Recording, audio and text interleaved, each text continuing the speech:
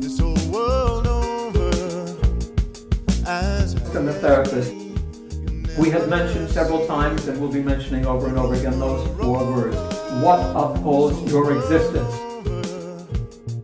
As happy as me, you'll never see.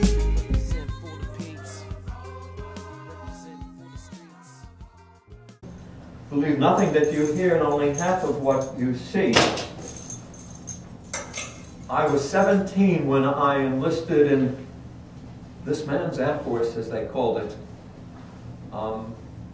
And I remember that day as if it was happening right now.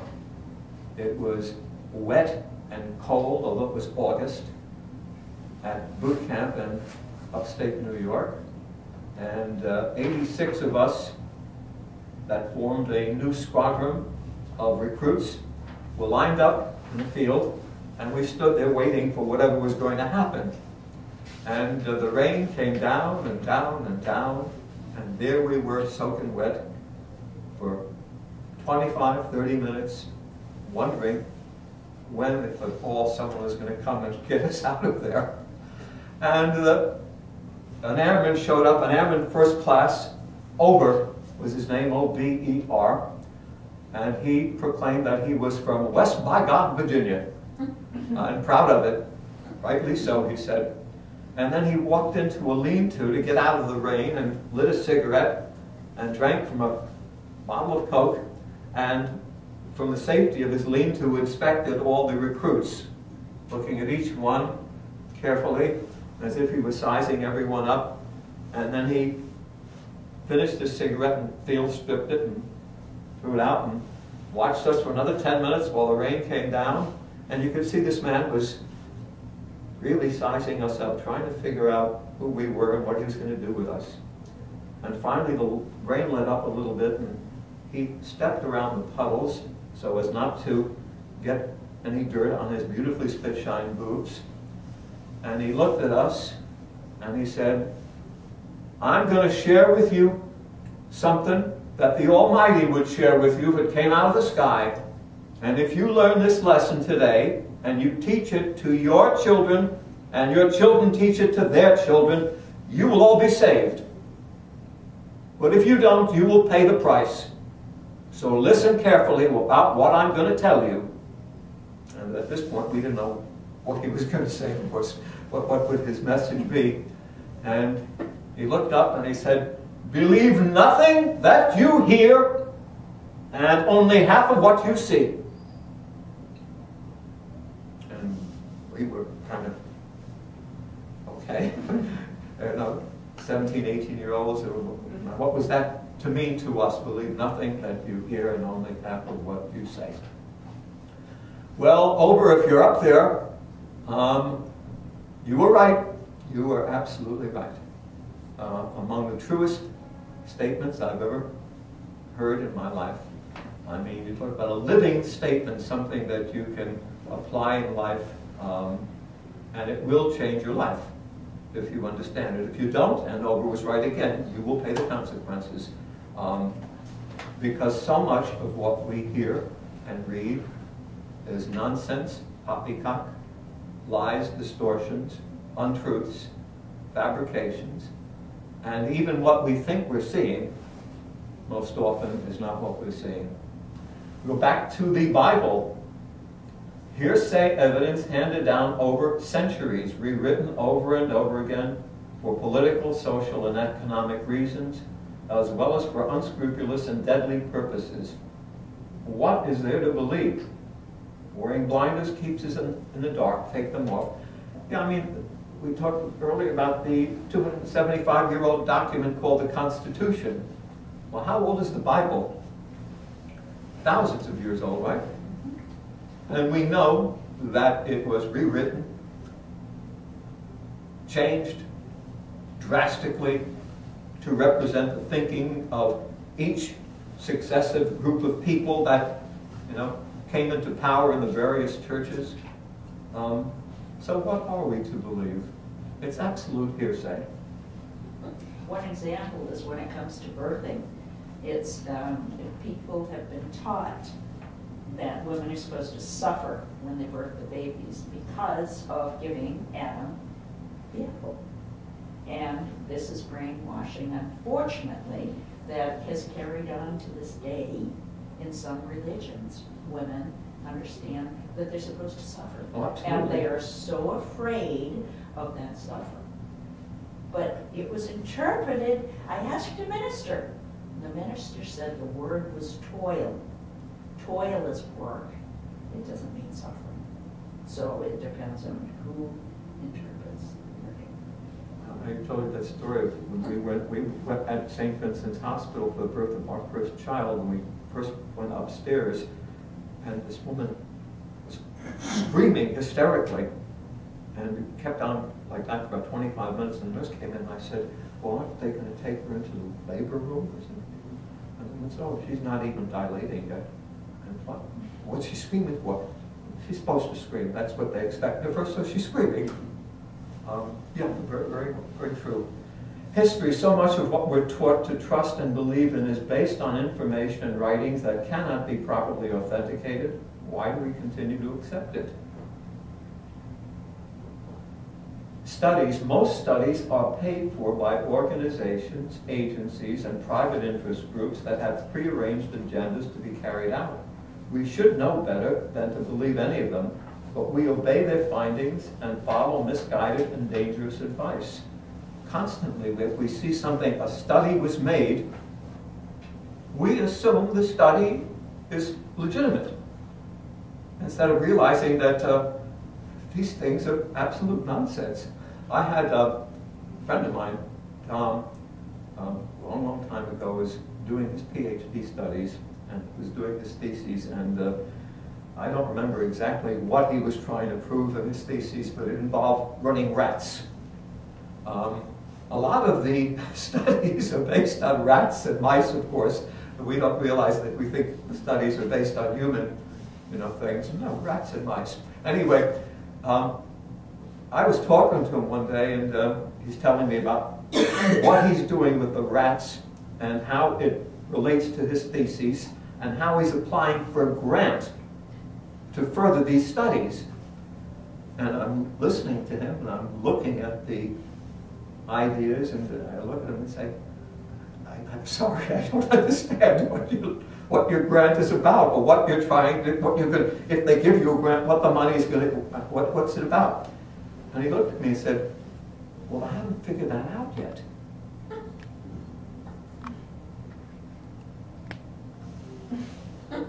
You get over, you're absolutely right, over. You know what? He got his grant. I'll be damned if I know what it was for. And what happens very often is then an individual or an agency has to renew the grant. So you've got to come up with more findings and evidence to support why this grant is legitimate. And if you manage to be clever enough, you'll find, and you will be, once you get into that arena, you'll learn how to do that. Grant writing is a specialty, believe me. The agencies, the organizations that manage to succeed, whether they be for scientific studies, for theater, and of course, no matter what it is, the people who keep operating, the people who know how to write the grants. That's what it really comes down to. And then those people, of course, are going to put the square peg in the round hole. That's going to be the way in which they do everything. And the public will just buy into it. And going back on another theme, which I've mentioned so often, if something goes unchallenged, then of course it's assumed that it is correct. It becomes law. And the public just goes along with it. Newspapers, magazines, television, all the media, just because something is published, broadcast, and promoted for mass consumption doesn't mean it's the truth. I remember my group of friends hung out on Avenue M in Brooklyn on 12th Street, right outside of a candy store. And one day we're hanging out there, and we suddenly hear screaming. And we look down the block about 300 or 400 feet, and we see two people running. One is a man, and you can tell this person was running to save his life because the person behind him, a woman, had a gun, all right, and is chasing him. Now they're coming at us, so we get the hell out of here. We duck into the candy store just as she starts firing. Oh, jeez.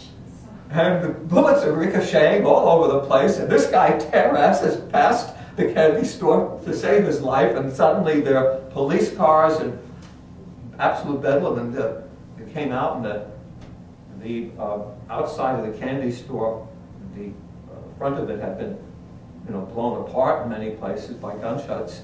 Well, we're very excited about this, being teenagers. We're in on this event that took place. And the next day we go to the newspapers to look to try and find it. Wasn't there. Wasn't there. And I'm looking through, and I turn maybe page 25 or 26, I see this little thing about a shooting that took place in Princeton, New Jersey. At the same time, and I'm looking at this little article, Princeton, New Jersey, and they describe two people as black, a man chasing a woman with a gun and taking shots at her. The people weren't black, they were white. The whole story was totally distorted, including went from Brooklyn to Princeton, New Jersey, and it was my first direct experience with the media and and it really stopped me cold. And all of us, we stopped and said, how could this happen? I mean, why would they do this? Have lots of reasons that are part of their own agendas, but they do it constantly, and we don't recognize this, and we just, everything we read, we accept it's the truth. Did you guys think about going into the newspaper and say, wait a minute, I can't say we did. No, I can't say we did. No. However, I must tell you this one. I met this beautiful blonde actress who became my wife, and shortly after we were married, we're walking along Fifth Avenue in Manhattan, and we come to a very large hotel, and there are demonstrations going on outside, 3 different demonstrations. And we're just looking around, poking around, trying to find out. We find out that Kennedy is making a speech in this hotel. So it's attracting a lot of various groups. One of the groups are the railroad workers, and they're banging cans and hollering and screaming, about their, particular union problems related to unions and what it might mean to them, this, that, and the other thing. And then there's another demonstration for, I think it was teachers, who are also making a lot of noise, handing out things. And then there's a third group, a small group, about 15 to 16 people from CORE, Congress of Racial Equality, men, women, and children. And they're just walking around with signs in a circle. No noise, nothing else. And my wife, then wife, was from Texas, and she had never seen something like this kind of, demonstrating. It was kind of, interesting to her. She was asking about it and looking, and she wanted to stay. I had seen this growing up in New York. You see demonstrations like strikes and everything else. So I said, okay, let's.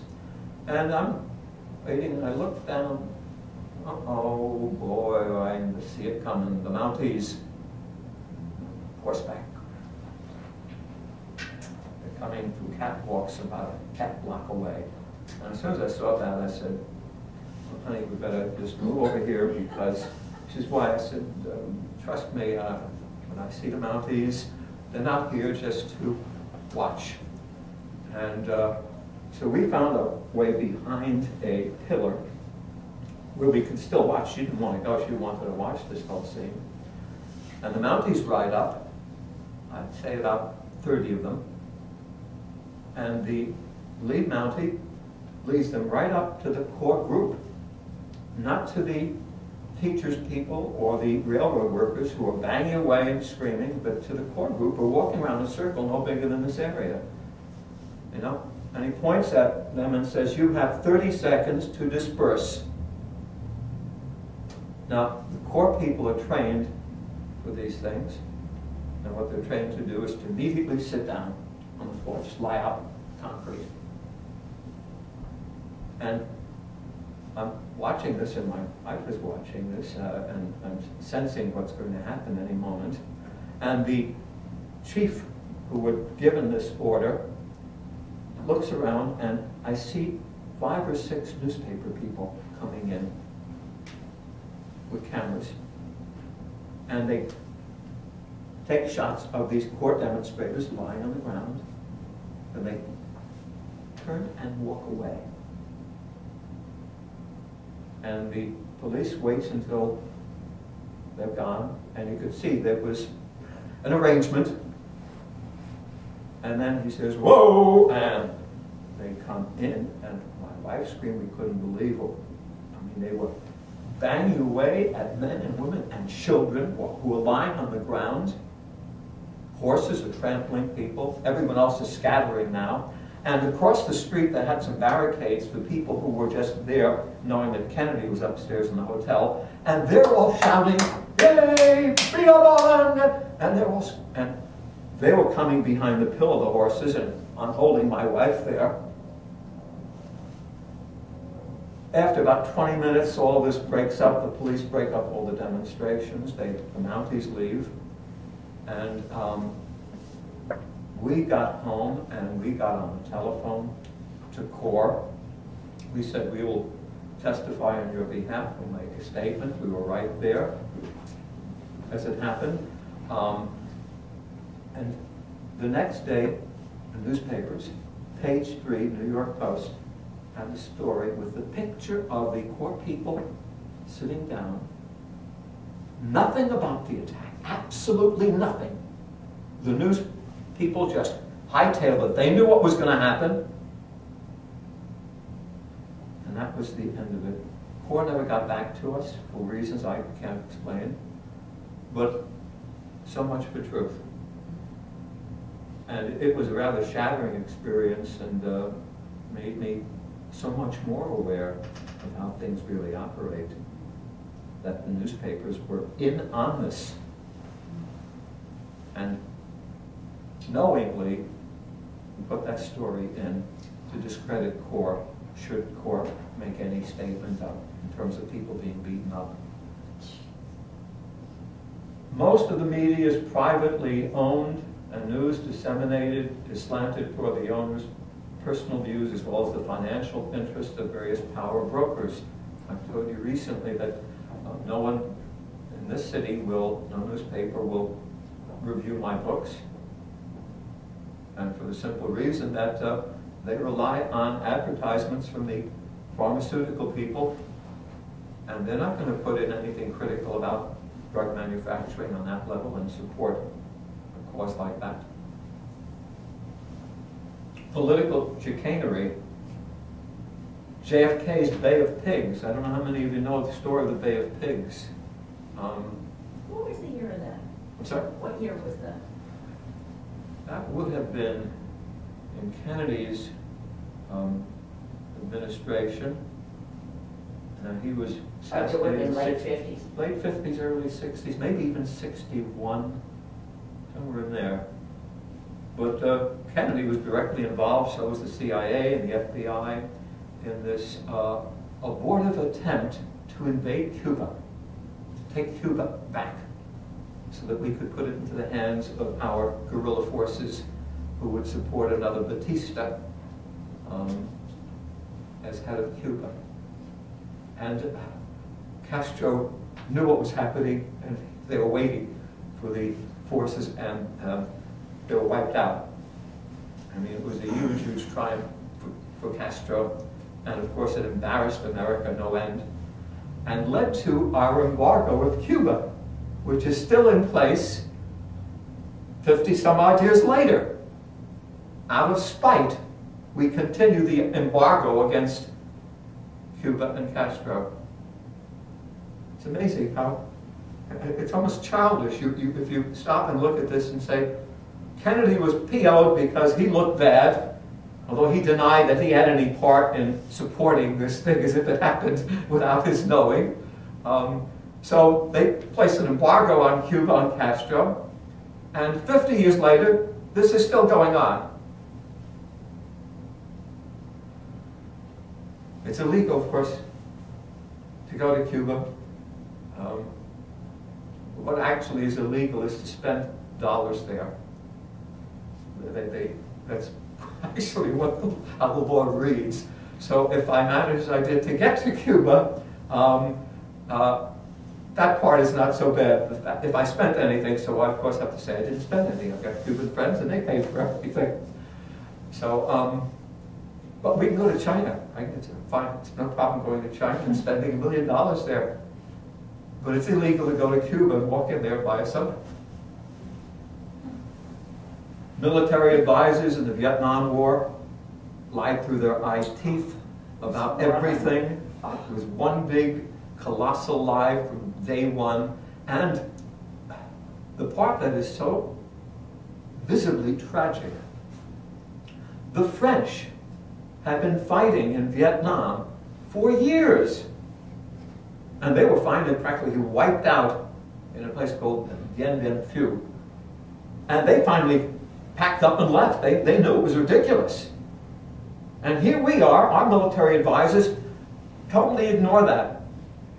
All the concrete evidence about what we were about to step into, a war that we could not win any more than the French could win it, and yet we walked right in, and the press said nothing.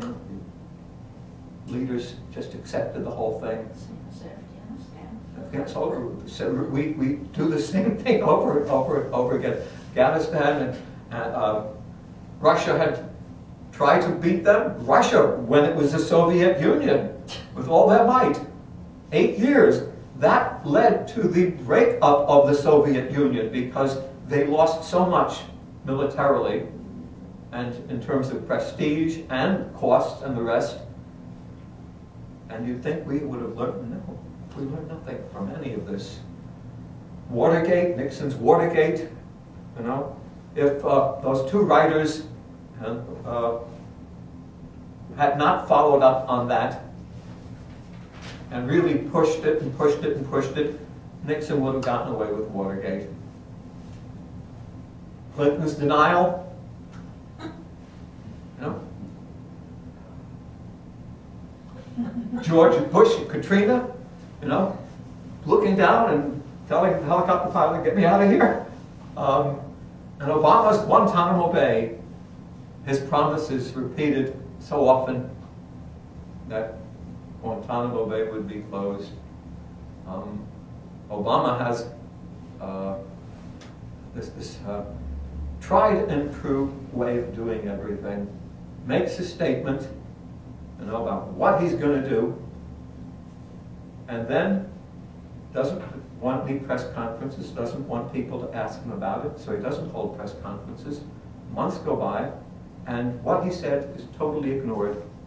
Someone brings it up, he'll give them a kind of a blank stare and talk to them about hope, and he'll feed them that. And they totally ignore the actual issue, no matter what it is. As he'll do with gun control, with this, what happened here. He will show the tears, he will make the statements, he'll even rattle Congress a little bit, knowing that it's going to come down to the Second Amendment, you know, situation, and the National Rifle Association's lobbies, and the public's attitude, which will fluctuate as weeks and months go by, just as it did when those kids were killed in Columbine, was it? Mm-hmm. And then, that was the end of that. Gentlemen's agreement. We accepted the bold-faced lies about the way in which our country was founded. We committed genocide against the Native American Indians and made ourselves look good while we stole their lands and destroyed their human dignity. Mm-hmm. And to this day, we have not apologized for it. We have not yet apologized. No president has had the courage to stand before a joint session of Congress on a date proclaimed in advance so the whole country and world can hear it, and go before the people and say, this is what we did, illegally, immorally, and we must apologize for it and beg forgiveness. No president has the guts to do it. How can we ever escape our guilt and shame as a nation if we have not as much as had the decency to apologize for the genocide that we committed against the Native American Indians? They want the land back. Oh, yeah. They wouldn't even want that so much, you know, because... Well, no, I'm just saying that's the argument, Yeah. that's the fear. Yeah, but it's so irrational. And even if they openly said we want nothing back, we would still not do it.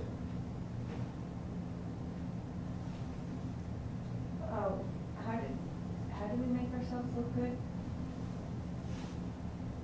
We hid the truth. We did not. We make us. John Wayne made us look good. I remember as a child going to movies. We always looked good. It was the Indians that looked bad. The Indians were the bad guy. They were scalping innocent men and children, and you know, and the good guys, the John Waynes group, were the good guys. That's the way it was read, right? That's the way the movies were all about. It wasn't until the 70s when they finally made a movie related to any of that that was honest, that depicted the, seeing it wounded knee and what we did. Up until then, though, keep us looking good. And we also maintain our good image by there not being any open statement in the history books that children are taught about what actually happened. I mean, what do children get? They get force-fed the idea of our great frontiersmen, and what we did, and how we opened up the West and the Industrial Revolution and all of that. That's what we focus on. We don't talk about a bunch of thieves, Little great man. Yeah, little big man, Dustin. Oh, yeah.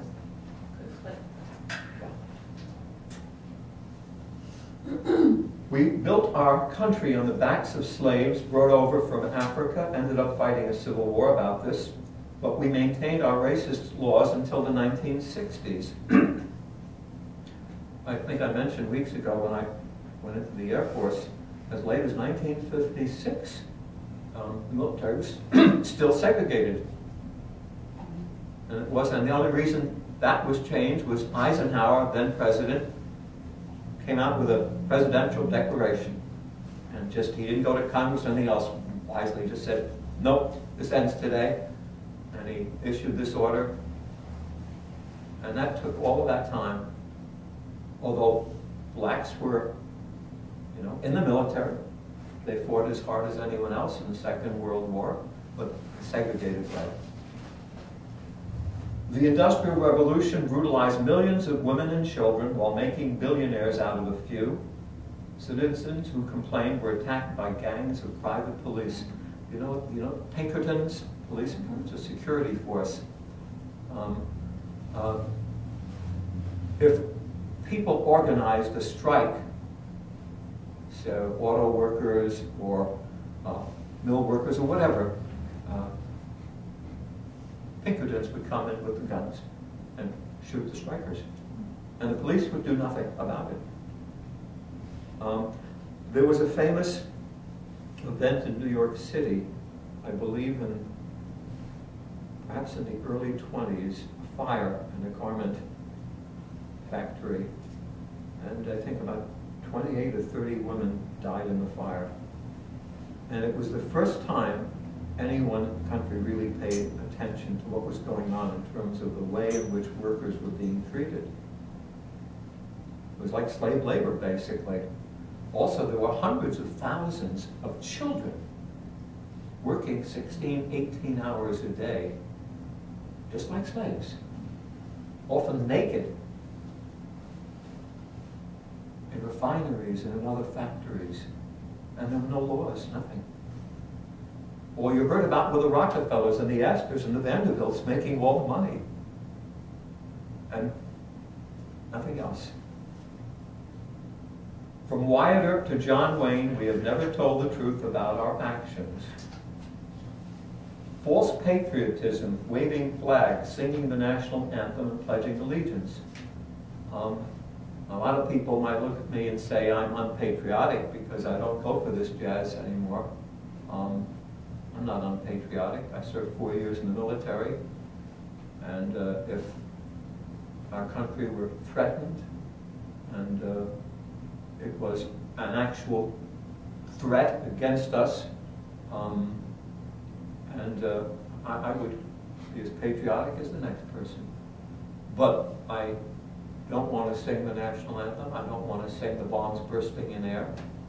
I don't want to support that kind of mentality. I think we could write a better song, that might reflect something about America in a way that we could all be proud of, as opposed to the bombs bursting in air. Nickolas, what year was that fire? I seem to remember early 1920s. Could have been even earlier, but it wasn't like 18-something, no. Conditions in those factories were so terrible you cannot imagine how bad they were for workers. And there was no protection against the bosses. That's what gave rise to unionism in America, by the way. That and the meat packing industry, the jungle. We memorialize the Holocaust and 9/11, but ignore 44,000 road deaths and 105 deaths a year due to hospital infections. Why do we value one life above another? As I talked about earlier, today we're grieving for these people who died in Connecticut. We feel so much. Why don't we feel as much for anyone else who died yesterday? I don't know statistically how many people died yesterday in the country and the world, but we've got to figure a good number. For all sorts of reasons. Some died in hospitals for cancer or heart disease. Others died, and I'm sure there were other shootings in America yesterday or in other parts of the world. People died of drug overdoses, being hit by cars. Why don't we memorialize those people? Why aren't we crying for them? Why are those 28 lives more important? We know they're not. It was senseless. It was senseless, but so much of killing is senseless. So much of dying is senseless when you really look at it, including those 105,000 deaths in hospitals from infections. I told you, I had a friend of mine, a man in his 60s, wonderful, wonderful soul, sweetheart of a man, very charitable, caring, and he had a knee problem, water on the knee, and every year or so he had to go into the hospital and have it drained. So he went in I saw him on a Thursday morning actually, when I was still at Queen Anne, and he went into the hospital Thursday afternoon, and Sunday morning he was dead. Well, hospital infection. Yes, and people turned out for his memorial service, but would his death have been more important than anyone else's death again? But my point is that we should value life in general. That's all, across the board. If we did that, then the chances are much better that that event yesterday would never have taken place. If we valued life. So why do we value some events over others? Well, for one thing, we want to identify with it. We want to show our grief. We want to look good. We want to show that we care. And because other people are watching it, the press is watching it, the president is showing his grief, so we can all join. The same thing happened with the, what happened in Haiti. Was it last year? A year or 2 years ago now with the hurricane. Yeah, we'll come, Red Cross will come in. Everyone will put $5, $10 in an envelope, and everyone wants to look good. But then we back away. All those people who donated for Haiti now, are they aware of what's going on in Haiti now? No. So we have real strange values when it comes to caring about human life. If it makes us look good, if we can show our caring, you know, then we'll jump into it and then we'll back away. But the lesson is not learned in general about life and human value. It's just not there. Because it's just these are just big events that are like, Exactly. involve a lot of people, and it's a... 9/11, another example, yeah. Everybody was involved with 9/11 and what took place. And my attitude then is the same as it is now. Very bad that 3,000 people died. But what about, again, those 44,000 people dying in car wrecks and 105,000 people and all the rest? That doesn't mean I care less about those people, 3,000 who died, but I'm saying you got to care about everyone. I'm going to pick a bone with you. Pick up, please. Because out of the number of people that die in car accidents, because we have put airbags on our cars, we have improved the safety of a lot of cars. We're harder on drunk drivers. Because of those deaths, we are trying to improve. And I value your feedback on that. My take on it is we're only doing what we're forced to do. It took 30 years of labor to get those airbags in. Sure. We still refuse to change the laws related to driving and the driving tests and young people who are involved in accidents, and we just don't do anywhere near enough, and we accept those 44,000 deaths. And as far as I'm concerned, accept none of them. Not one person should die on the road. Any more than one person should die in hospital from infection. We do practically nothing about changing the hygiene problems in our hospitals. That's what's causing those 105,000 people to die. In Sweden, Denmark, Finland, all those countries, they had the same problem 20, 25 years ago. And those people got together and said, we got to stop this. They eradicated it. Got zero in those countries deaths from hospital infections. I'd like to see those statistics. Having worked in a hospital for many years, I was always seeing infection control, doing their best But to stay they on don't. top of They don't. They don't. They don't do anywhere near what other countries do. Nowhere near. Again, you study all those Scandinavian countries and what they did. Much greater attention to it. They changed all the procedures around. They said, this isn't working. My way of looking at something that is not working is to say, the system doesn't work. Whatever your procedure, if it's not working, stop trying to just tweak it a little bit, recognize that it stinks, and get rid of it and start fresh. And that's what they did in the Scandinavian countries. They said, this thing is not working, the models that we've created don't work, we've got to come in with a new one. And they did come in with an entirely new system.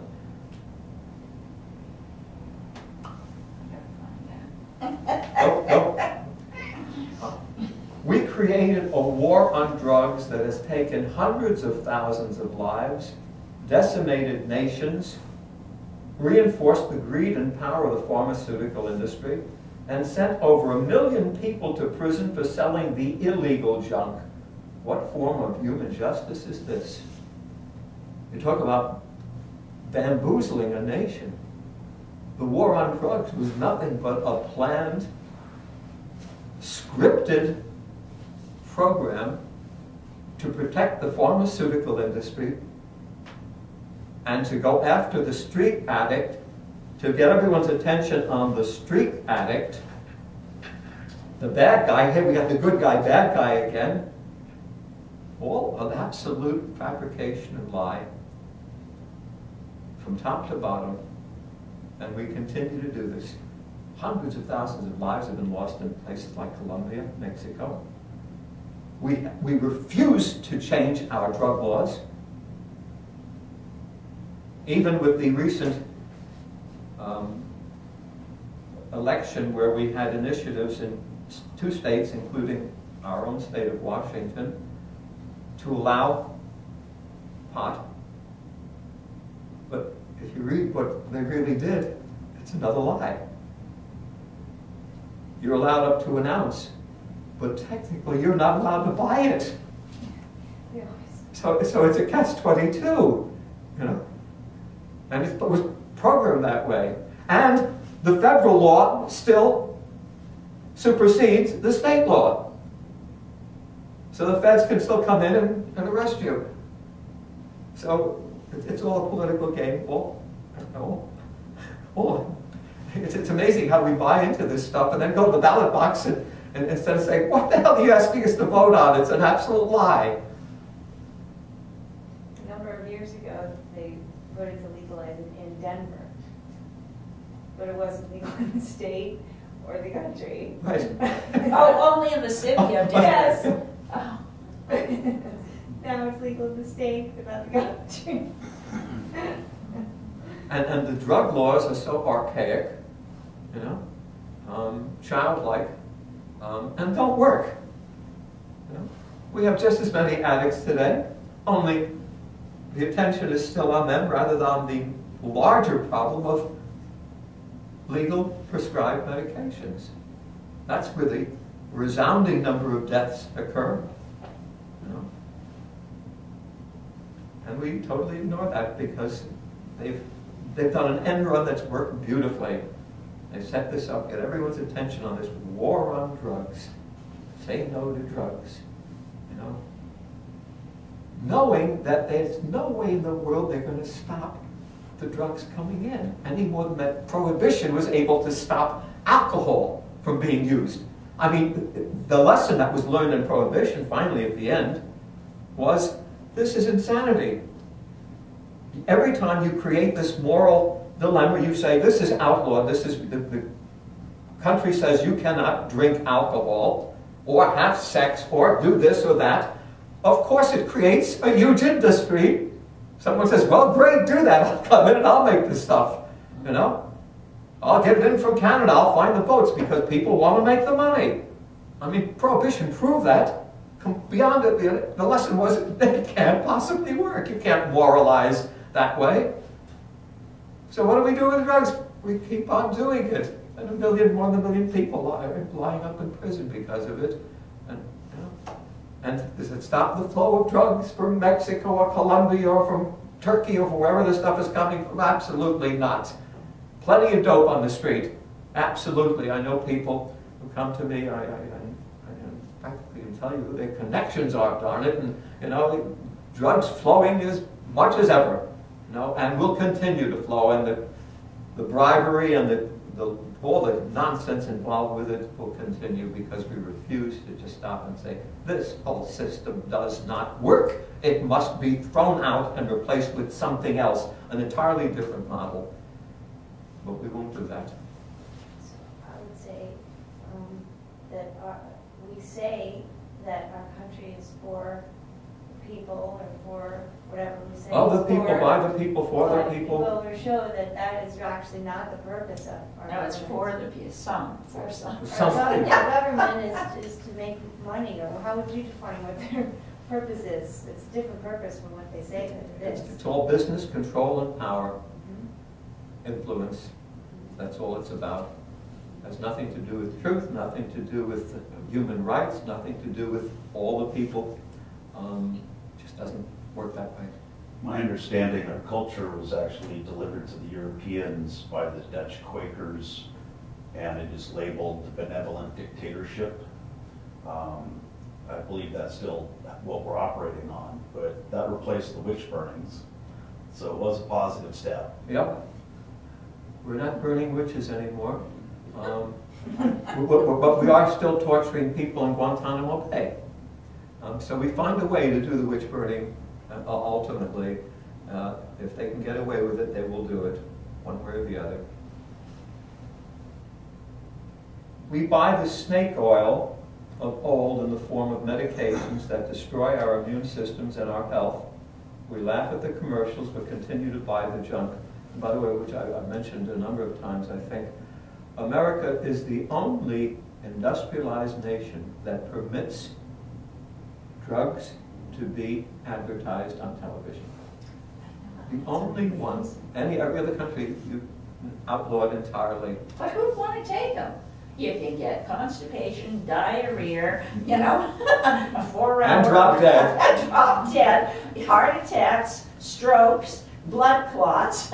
Who want to take them? Who want to take them? 65% of the American public, that's who. We buy into anything. Again, the snake oil salesman, it's no different today. Hey, it was booze, Right. no wonder. Right.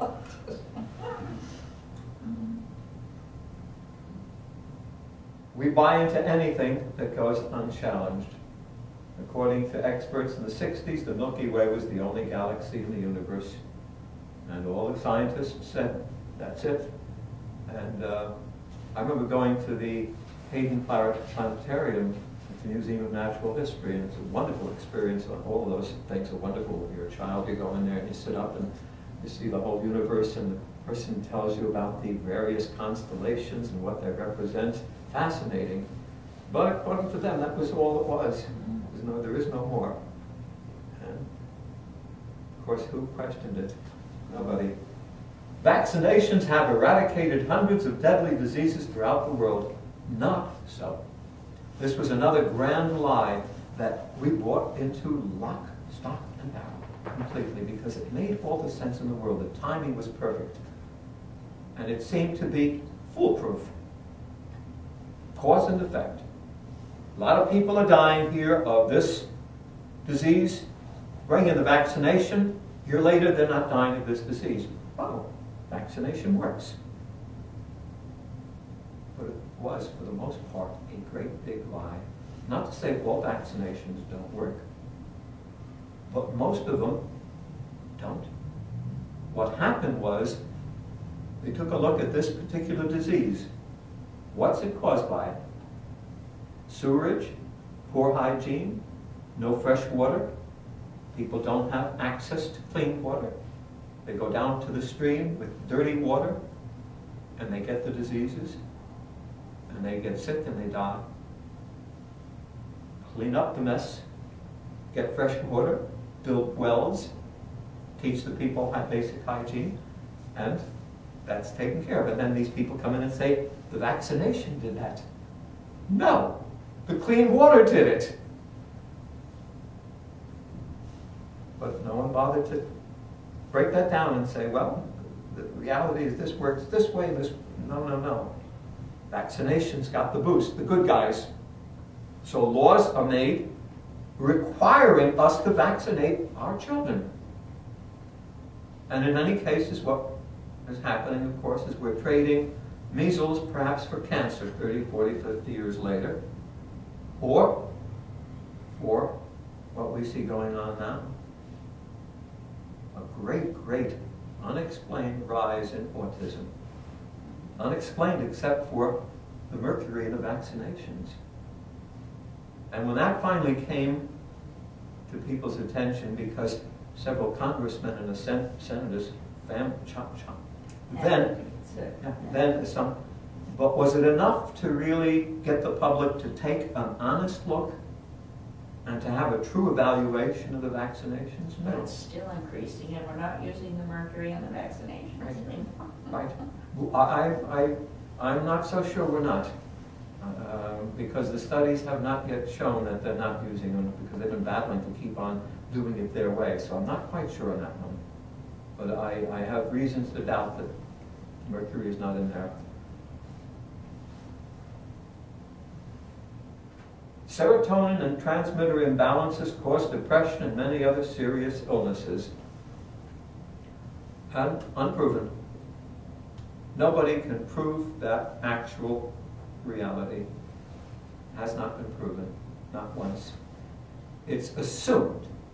And because it's gone unchallenged by people, because it came out of the medical research, it came out of the scientific research, and the psychiatrists support this, so we buy into chemical imbalance causes these things.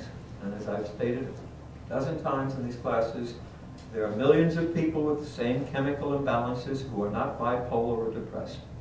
So how come? Why do we buy into it? Because we're told by authority figures that this is it, and also because we want an answer. We want to be diagnosed. We want to know what's troubling us. We want to think of it as something unique that we have. that we cannot deal with. So once we take it out of the area of problem, human problem, and put it into, there it is, the imbalance causing your depression, and you need medication, then it changes everything. I'm sure, I'll bet anything, that 20-year-old young man who killed those people yesterday was involved in the same thing. Across the board, this is what goes on. Problems that need to be dealt with people who know how to deal with emotional realities, not by doctors who are sitting there waiting with the prescription pad. It just doesn't work that way, it never will.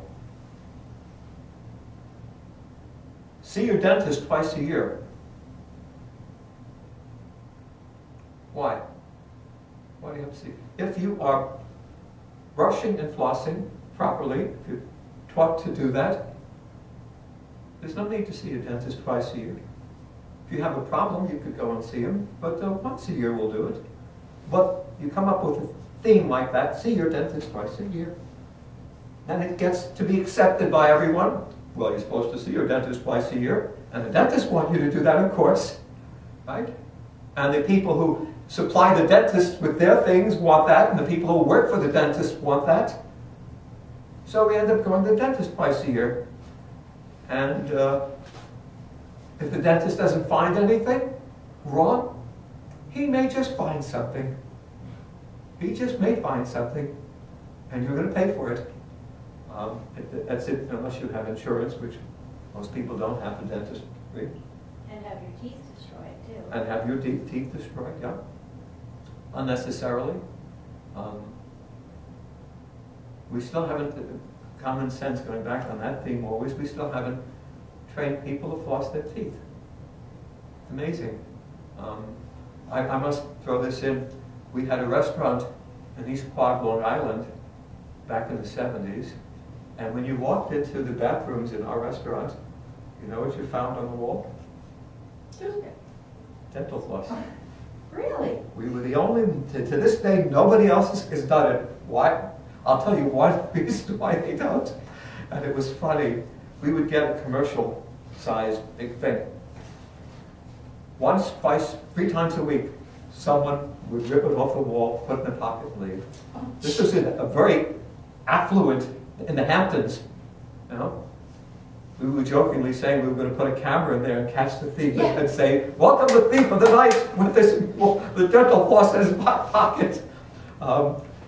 But people came to us and they said, "That's amazing, what a great idea, dental, that's the time you need it." Because most people, after dinner, go quite a few hours without brushing, you know.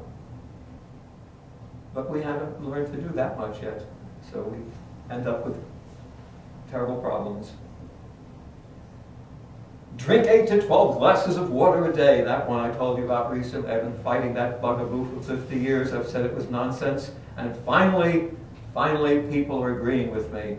Finally, studies made in places are coming out with simple common sense and saying, 1 second, you know, there's water in apple juice. There's water in everything. There's water in even Coca-Cola and coffee and tea. So we're getting a lot of water. So why do we need the additional 8 to 12 glasses of water? Why that? I mean, the truth is we need as much fluid as we need. If it comes out to be 2 gallons, it's 2 gallons. If it comes out to be 1 pint, it's 1 pint. And we'll know that. You know when you're thirsty, when you're dehydrated. You know, it doesn't take anyone giving you a pencil and pad. Did you get your 8 to 12 today?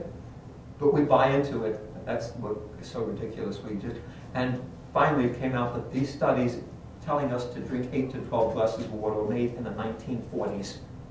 And again, they went unchallenged, and the CDC, Center for Disease Control, with their pyramids and everything else, kept that going, along with the lies about what our diet should consist of in order to support the dairy industry. So they had the cheeses and the dairy products up there, and no one challenged it for all that time. Don't fast. According to America, fasting is unhealthy. Your organs will break down and be destroyed. I don't know how I'm still alive. I really don't. I should have been dead a long time ago, because I've been fasting regularly for since 1969, when I first met Ray and Spence, and they taught me Thakur's fasts and taught me about what people do in India and many other parts of the world fasting. And my stats about my body and my organs are absolutely perfect.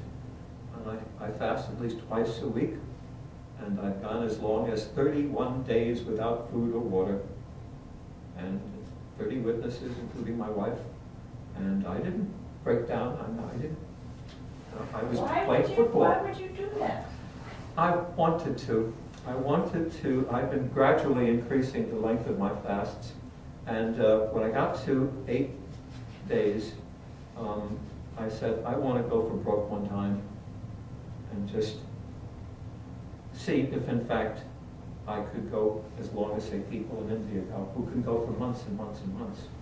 No food or water? Yeah, no, there are people who go up in trees in India, and every 2 or 3 months someone will send up a cup of tea with some lemon in it. Yeah. The human body is capable of doing pretty much what the bears do. We can go into hibernation. Bears do it. And human beings can do it also. The bear comes out of hibernation. It's lost a lot of weight. It needs food. But if you were to examine that bear, test it, its organs are fine. Hasn't died. Not sick because of the length of time it's been in hibernation. After 31 days, I was not sick. I was playing football. I was feeling light, not only physically, but mentally and emotionally and spiritually. There was a clarity in everything I was doing that I never experienced before. And that's one of the reasons I wanted to do it also. And I only stopped at 31 because that's my favorite number. And again, in India, this is rather ordinary. But to go back to just basic fasting, one of the great things about fasting is that your mind finally recognizes that you can go without food, and will prevent you from emotional eating, which is the cause of obesity. It's emotional. We want to stuff our mouths, not because we need that food. Absolutely not. It's I want. The food addict is no different than the dope addict. I want the dope. Or the smoker, I want the smoke. I want, not I need. Fasting can change that. When I did my first fast, Thakur's 4-day fast, after about 15 or 16 hours, I began to hallucinate. The fixture on the ceiling became a meatloaf. The telephone was a hamburger. Everything was food or drink. I totally. And then my dear friend Dennis, in the kitchen down below, had the nerve to cook up bacon and eggs and toast and fresh coffee, and I wanted to go down and kill him. I never in my life was so aware of how strong the need for food can be, because we are trained, and the mind and the body are working in negative harmony for that emotional need to be satisfied. It took about 4 or 5 fasts for that to dwindle. Now, I'm never going to hallucinate. My mind knows it's okay. I'm not going to starve. I don't need it. And my body knows it as well. I don't. And then often will turn to me, aren't you hungry, Nickolas? Don't you know? Do you ever get a headache? No, nothing. The body and mind are so powerful in so many ways and can do things that we cannot begin to imagine. And fasting is highly beneficial. If you take someone who is morbidly obese and who's going to die, who will die on one level or another from that, you're carrying around 200, 300, 400 pounds of excess weight, you pick up even 5 pounds, and put it in your pocket and carrying it, and you're going to feel that 5 pounds. Now you put that weight on, you're not really going to be too much in touch with it, because your body is going to adjust to it. But if you could experience what it's like to suddenly have that weight gone, the difference in your body, you'd say, wow, that's amazing. So fasting could save hundreds of thousands of lives and tens of billions of dollars and prevent so many of those illnesses that come about as a result of the overweight and obesity. But we say fasting is bad. Thakur knew otherwise.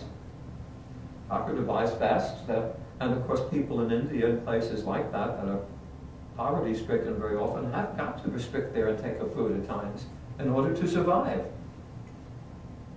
I asked many people in Greece who had lived through First World War, the Naxos dictatorship, Second World War, Greek Civil War, and then Papadopoulos' military regime, at times when there was no food, there was nothing, how they got along. And they said, well, they would eat all sorts of things, including bark, certain plants that normally would not be eaten. They had very, very little, but they weren't sick. They did fine. Comments about this topic, please? Well, I've just been thinking about some things, and I don't know how this relates to the subject in general, but like where it says we waste our energies believing what we're told instead of discovering the truth. And just an example that comes to my mind, this is something really small though, is that when I was younger, I thought I didn't like spicy food because my parents would say, well, that's spicy, you're not going to like spicy food. And then I came to believe it, right? I mean, every time there's something spicy, no, I don't like that. Spicy, I could tell it's spicy. Then one day I thought, is it true that I really don't like it? I mean, I can tell it's spicy. It's not true at all that I don't like it. I'd come to believe it. I realized that, and then, of course, now I eat spicy food when I want to. I mean, this is a long time ago, but I do wonder, I mean, if I could examine everything that I believe, I mean, everything is based on some life experience, and I could dismantle everything. So how do I know what it is that You'll discover what it is. Yeah. Discernment. Well, that's what I'm thinking. Yeah. If I just ask myself about what upholds my existence, I mean that's. You start with that always, that's the starting point, right? Yeah. And you start with your own mind. You start with, I'm going to think about this. I'm going to act as if there's no other opinions to be considered. I'm going to act as if I have an individual mind and I want to take a look at this. That will sooner work than anything else. In fact, if you allow children to do this, I really believe if you took children 4, 5, 6, 7 years of age and put them in a room and said, you guys are going to be the future leaders of this country. Now these are the problems you're going to have. Okay? And I want you to start solving them now. You know what will happen? They'll solve them. Children will sooner see the truth and will solve problems faster than we would. As an example, back in my Hollywood days, we were producing a movie, and my factotum, Dustin, who handled all of my business affairs for me, came in one day with an annoying look on her face and said, Nickolas, you must talk to this gentleman. He's been calling for weeks now, and he insists on talking to you, and I can't keep him. I don't want to hang up on him. He's a gentleman, and please get, okay, what's the story? Who is he? What is he? All I know is he's a physicist named Dr. Lee Stevens. And how does a physicist want to do with me in producing a movie? What's he? Hello. And he goes on to tell me that he had attended a meeting weeks earlier at which one of my assistants was there pitching the movie. And he managed to get a synopsis of the movie from the individual. And so now he's on the phone reading from the synopsis. And I'm listening to him, and he's saying, you have a part in the movie here where the taxi driver goes out to the airport to pick up Enrico Caruso, who has returned to life. Right? I said, yeah.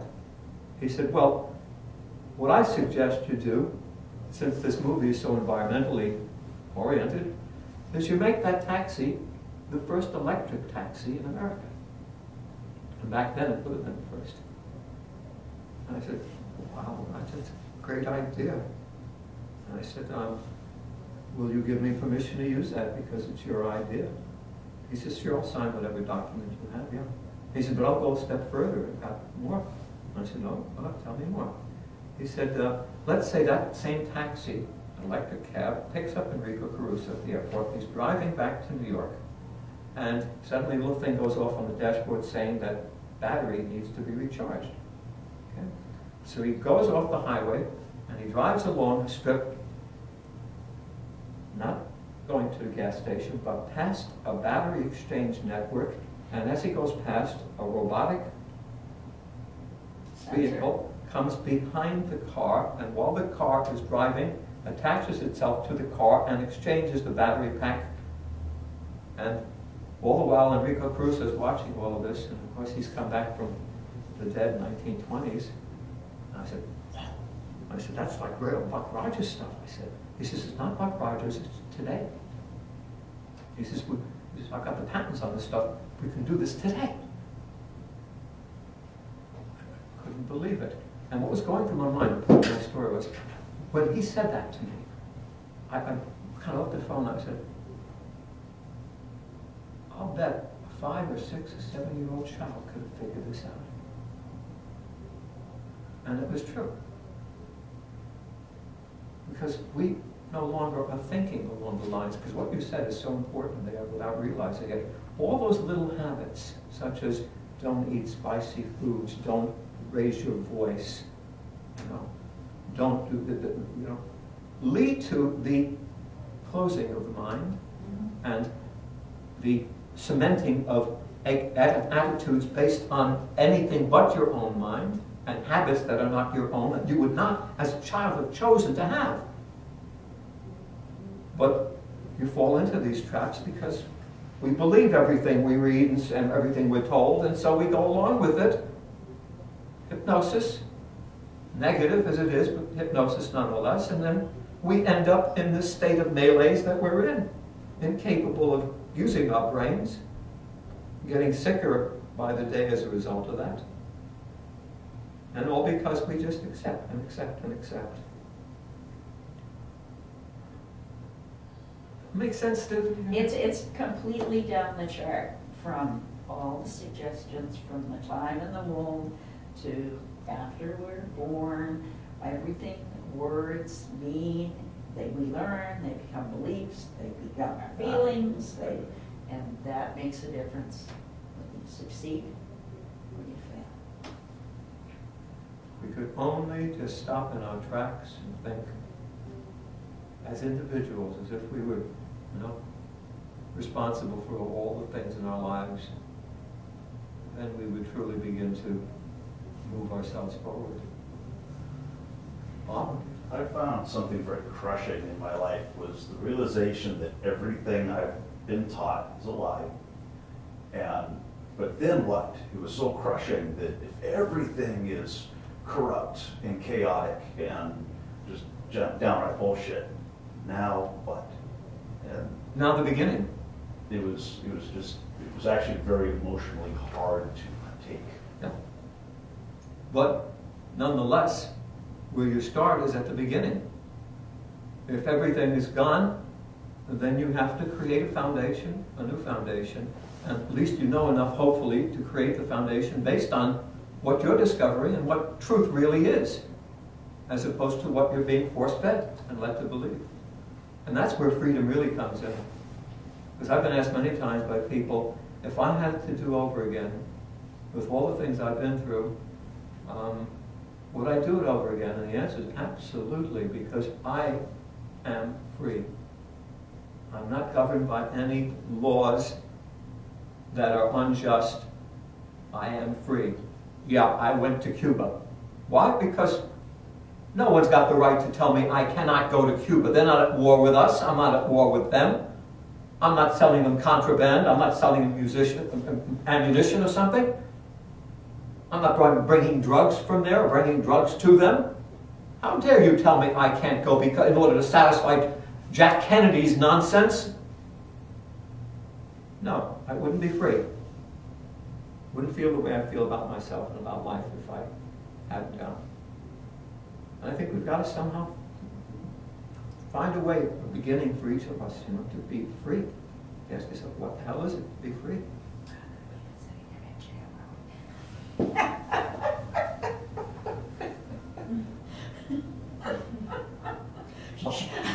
My wife would say, go ahead and do it. He'd welcome it so he could go out there and fight them all. Yeah. No, it wouldn't disturb me at all. I wish I would be able to promote something of value that way and ask all of America, why are you doing this? Why is it okay to accept this idea of we can't go to Cuba, but it's okay to go to China? Mhm. You know, how can you live with that? How can you believe in freedom? You know, when you're accepting that. Lisa, comments? I mean, you know, what you're saying here is absolutely true. You know, I've discovered with so many things over my life, and I think, you know, I keep finding more and more things, you know, looking at more and more things and discovering more and more, and that are completely wrong. You know, you read something or you see something like that's like completely different from what I thought, you know, but it's, you look into it and it's absolutely the truth. There's no doubt about it. You know, and then you know, I start living my life in a different way, and then you look at other people that they're still doing that other thing, and you're like, wow, people are still doing that. Because you get into it, once you know the truth, you know, you can't go back, and you're like, wow, I can't believe people are still. It's energizing when you find something that you know is not true, and you're able to follow what you feel is right. It's energizing. And that's what we should be doing, to energize ourselves constantly. That will make the big difference in our entire life. Mentally, emotionally, physically, spiritually, every which way. But you have to do it. You can't just talk the talk and not walk the walk. You actually have to do it. And it is an exciting thing to do. I feel the same way you do. Every time I look at it, I say, how can people not do it? How can people live without knowing they're free? I mean, you know, the whole idea of freedom, aletheia, is to live it. It's not some intellectual or philosophical idea. Freedom sounds good, but you don't do it, so, you know. Again, that's why I went to Cuba. How can I say I'm a free human being and live as a free human being, and then say I can't go to Cuba because these rules that people have made for illegitimate and unjust reasons? If we could just do that with all the things, with every spice, with every food, every time we end up feeling some sense of rigid obedience of something that we've been told, that we just stop and say, do I need to do it that way? I'll go back to that story I told about overseas, where all these guys were, you know, from the South. 85% of my squadron were Southern boys. A lot of Southerners enlist. So there's always country and Western, you know, and hillbilly music, and I couldn't stand it.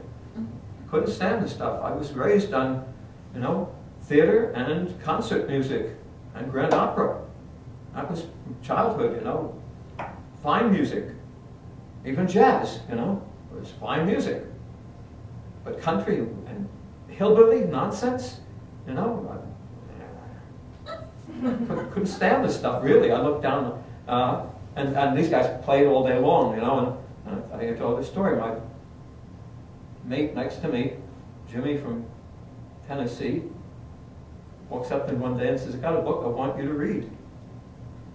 I said, what is it? And he shows me, it's the biography of Hank Williams. He said, I want you to read this. I go, well, he says, yeah, I know how you feel about our music, but I want you to just read the book, that's all. I still see his face there, tall, 6'4", weighed about 80 pounds, you know, very thin face, and read the book. I said, okay, so I started reading it, and I got into it. And as I got into it, I got into the whole idea of country and western and hillbilly music and what the basics of it were. And I started thinking about some of the tunes that Hank Williams had written, and I started reading why he had written these songs, all these painful things, your cold, cold heart, your cheating heart, all because his wife, he had a hard time with his wife, and she had a hard time with him. But I really got into it, and make a long story short, I fell in love with country and western and hillbilly music, and ended up promoting shows at the base up there. I bring in stateside hillbilly groups. And the same idea of spice. Whenever you find yourself rigid about something, play devil's advocate and turn it around the other way. And say, what's the other side of it? And also, it's a great way of stimulating the mind. I suggest to people, if you vote Democratic, act as if you're a Republican. Make believe you are a staunch Republican supporter. And not for the sake of becoming a Republican, but for the sake of stretching your mind, letting those brain cells begin to generate new ideas and thoughts and find out more about whatever it is that you can learn. Do that with almost everything, and you're going to generate a lot of energy. Again, Albert, thank you very much. You have had a lasting impression on my soul and being, because you taught me that at the age of 17, that August 24th, 1954, and on a wet, cold, damp day, shivering and freezing, and when you said that to us, I wonder how those other 85 men reacted to it, what they got out of it, and of those people who are still alive, or how much they learned from that statement, which in closing I can show you is a testimony to the truth of the statement. Because he was saying, believe nothing that you hear and only half of what you say. And I would think that most of us, those 86 people looking at him after hearing those words, would have said, what is he talking about? But I did take a look at it. I did actually stop and think about it gradually. So I had to reverse my thinking from, what the hell is he talking about, to, is there something there? And what I discovered, a rule of life, a golden rule. So that same idea can apply in everything you're doing. I don't like that. 1 second. Why am I? What might be there? From God's on board, each day I die. From the Bering Straits to Palestine, this spring, this brook will ring the bell. No need of wealth, you're in God's hotel. Rover, rover, this whole world over, happy as me, you'll never see. Represent for the world. Rover, rover, this whole world over, happy as me, you'll never see. One should know though was Christ's motto, so do the same. Let heaven flow. No pills, no